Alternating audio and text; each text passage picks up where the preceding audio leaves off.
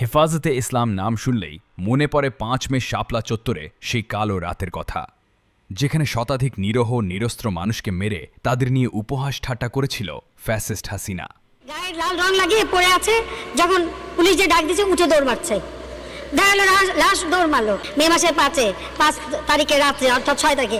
সেই দিন কোনো গোলাগুলি বা সেরকম কোনো ঘটনাই ঘটেনি।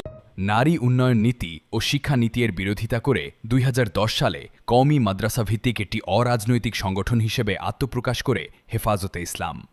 ২০১৩ সালের ৫ মে নাস্তিক ব্লগারদের বিচারসহ ১৩ দফা দাবিতে ঢাকার মতিঝিলের শাপলা চত্বরে সংগঠনটি বিশাল সমাবেশ আয়োজন করে। সেই সমাবেশ ঘিরে পুরো মতিঝিল এলাকায় ব্যাপক সহিংসতা আর তাণ্ডব চালায় আইনশৃঙ্খলা বাহিনী। সেই রাতে যৌথ অভিযান চালিয়ে তাদের মতিঝিল থেকে সরানো হয়। শাপলা চত্বরের অভিযানে ৬১ জন নিহত হন বলে সে সময় এক প্রতিবেদনে দাবি করে মানবাধিকার সংগঠন অধিকার। যদিও পুলিশের দাবি রাতের অভিযানে কেউ মারা যাননি, আর দিনভর সংঘাতে নিহতের সংখ্যাটি ১১।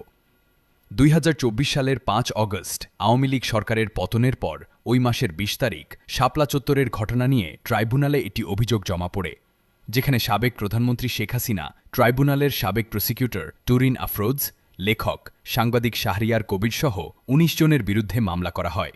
এ মামলায় এখন পর্যন্ত ৬ জন গ্রেফতার রয়েছেন। তারা হলেন সাবেক স্বরাষ্ট্র প্রতিমন্ত্রী শামসুল হক টুকু, অবসরপ্রাপ্ত মেজর জেনারেল জিয়াউল আহসান, সাবেক আইজিপি AKM শহীদুল হক, সাবেক ২ ডিআইজি মোল্লা নজরুল ইসলাম, সাবেক ডিআইজি আব্দুল জলিল মণ্ডল এবং ৭১-এর ঘাতক দালাল নির্মূল কমিটির উপদেষ্টা মণ্ডলীর সভাপতি শাহরিয়ার কবির। তবে এক যুগ পরে এ মামলায় আসামি হচ্ছেন সাবেক আইজিপি চৌধুরী আবদুল্লাহ আল মামুন। ২০১৩ সালে শাপলা চত্বরে মহাসমাবেশে বিচার বহির্ভূত হত্যাকাণ্ডের সময় র্যাবের কর্মকর্তা হিসেবে কর্মরত চৌধুরী আবদুল্লাহ আল মামুনের এ ঘটনায় সম্পৃক্ত আছেন বলে জানা যায়। এর আগে শেখ হাসিনার বিরুদ্ধে মানবতাবিরোধী অপরাধে মামলায় রাজ সাক্ষী হয়েছিলেন সাবেক আইজিপি মামুন।